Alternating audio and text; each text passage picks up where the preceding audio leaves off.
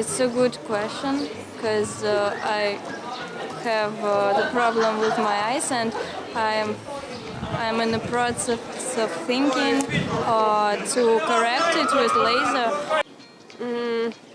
Tahaks teha, aga veel ei julge. Et ma arvan, et mul on, et oleneb muidugi miinusest, et mul on piisavalt väike miinus, et ma hetkel ei julgeks seda riski võtta, aga kui mul oleks suurem miinus, ehk siis kui ma peaksin kogu aeg prille kandma, siis ma teeks ära ilmselt.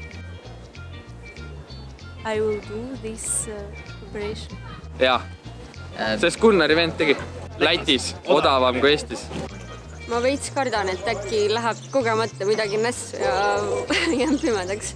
Või siis on silmanägemine nagu ei muutu paremaks ja võib-olla on rohkem probleeme, et alla silm on tihti kuivem või on udusem ikkagi silmanägemine. Ma olen sellele mõelnud väga palju, kuna mul on suhteliselt halb silmanägemine ja ma pean kogu aeg kandma kas prille või lähetiseid.